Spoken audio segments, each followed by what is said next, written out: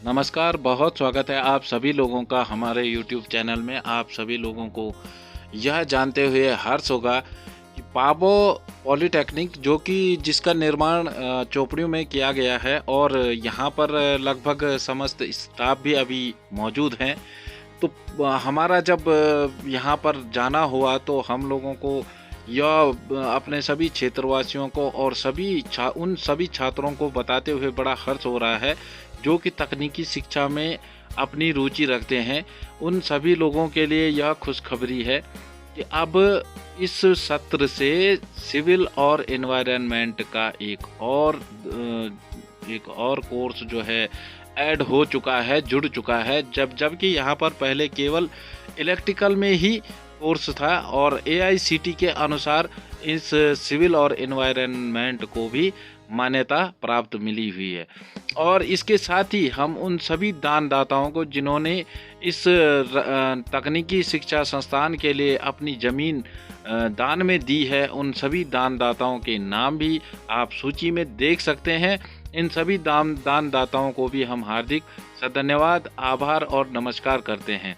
तो इस दौरान हमारे प्रभारी जो प्रधानाचार्य हैं यहाँ पर अभी मौजूद, उनसे हमारी जो मुलाकात हुई, तो चलिए देखते हैं उस मुलाकात के कुछ अंश आप सभी को दिखाते हैं। धन्यवाद। नमस्कार मित्रों, आज आए हैं पॉलिटेक्निक चोपड़ियों में और यहाँ पे हमारे सर हैं, सर देवेंद्र सिंह नाम है इनका, और पॉलिटेक्निक में अन्य स्टाफ भी यहाँ पे मौजूद है। तो हम थोड़ा कुछ जानकारी आप लोगों तक शेयर करना चाहते हैं। तो मेरा पहला क्वेश्चन ये होगा कि सर, यहाँ पे पॉलिटेक्निक में एक्चुअल में ग्रामीण क्षेत्र है, तो ग्रामीण क्षेत्र में लोगों को अभी इतना पता नहीं है कि पॉलिटेक्निक में कौन सा सेशन चलता है, किस तरीके से होता है। तो कृपया आप इस बारे में थोड़ा प्रकाश डालेंगे। जी, यहाँ हमारा तकनीकी शिक्षा विभाग के अंतर्गत राजकीय पॉलिटेक्निक पाबो जी, जो कि चोपड़ी ग्राम में अवस्थित है, यहाँ पर ये संचालित हो रहा है। वर्तमान में यहाँ पर इलेक्ट्रिकल इंजीनियरिंग पाठ्यक्रम और सिविल एंड एनवायरमेंटल इंजीनियरिंग पाठ्यक्रम दो ब्रांचों के लिए हमें AICTE से मान्यता मिल चुकी है। पूर्व में AICTE के अनुसार केवल इलेक्ट्रिकल को ही मान्यता थी। अब सत्र 2022-23 के लिए लोगों की जन आकांक्षाओं को देखते हुए हमने यहाँ से प्रस्ताव बनाकर सरकार को भेजा था। माननीय मंत्री जी ने भी कहा था और पूर्व में कई लोगों ने भी इसकी अपेक्षा की थी कि यहाँ पर सिविल का पाठ्यक्रम भी होना चाहिए। तो ये बड़ी खुशी की बात है, हमारे विभाग के द्वारा हमें निर्देशित किया गया था कि यहाँ पर सिविल ब्रांच भी खोली जाए।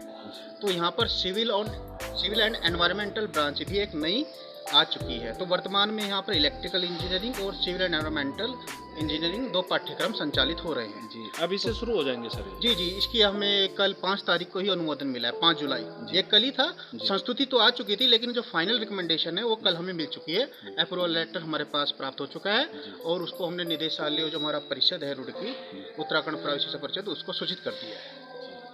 तो सर, आपको क्या लगता है कि सिविल और एनवायरनमेंट में जितने भी बच्चे हैं उनके लिए अच्छा स्कोप रहेगा इसमें? जी, मैं बताना चाहता हूँ, आज के समय में तकनीकी शिक्षा एक ऐसा क्षेत्र है जो कि हर फील्ड में उसकी ज़रूरत है। जी, आप कोई भी कार्य करिए बिना तकनीकी के उसका एफिशिएंट वे में प्रारूप नहीं मिल सकता। आपको एफिशिएंट वे में कोई काम करना है तो तकनीकी का सहारा लेना पड़ेगा।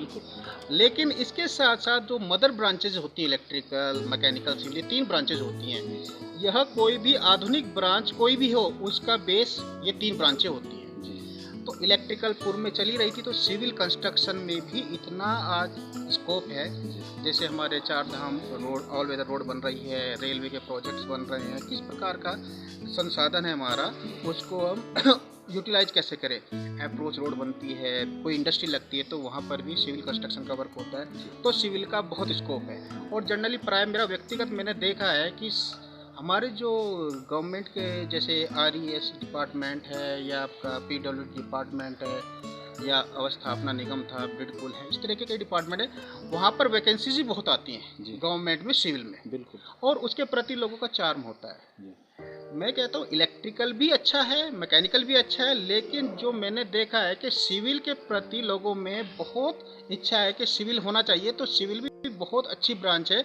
इलेक्ट्रिकल, मैकेनिकल, सिविल इंजीनियरिंग, ये तीनों ब्रांचें मदर ब्रांचेज होती हैं और उसमें सिविल का बहुत स्कोप है मेरे अनुसार। ये मेरी व्यक्तिगत राय है। जी जी जी। बेसिकली वैसे मैं इलेक्ट्रिकल से हूँ, मेरा डिसिप्लिन इलेक्ट्रिकल है, सर लेकिन यहाँ पे पोस्ट आपकी? मैं यहाँ पर प्रभारी प्रधानाचार्य हूँ और मेरी मूल जो पद है HOD इलेक्ट्रिकल इंजीनियरिंग है। जी। तो सर यहाँ पे जैसे सिविल का और एनवायरनमेंट का अभी आ चुका है, जी, जी। अनुमोदन भी हो चुका है, तो उसके लिए स्टाफ पर्याप्त मात्रा में? देखिए, हमारा जो प्रथम वर्ष होता है, चाहे कोई भी ब्रांच हो, उसके लिए कॉमन पढ़ाई है। उसके लिए मतलब फर्स्ट ईयर के बेसिक्स सब्जेक्ट्स होते हैं, PCM फिजिक्स, मैथ्स, केमिस्ट्री और ड्राइंग, जी। वो कॉमन होता है सभी ब्रांच के लिए। तो वर्तमान में जो हमारा फर्स्ट ईयर का स्टाफ है वो सफिशिएंट है। तो जो इलेक्ट्रिकल के लिए होगा वो सिविल के लिए, क्योंकि उनके लिए कॉमन फर्स्ट ईयर के सब्जेक्ट्स होते हैं। तो इसमें अभी 1 साल तक हमें अन्य स्टाफ की आवश्यकता नहीं है।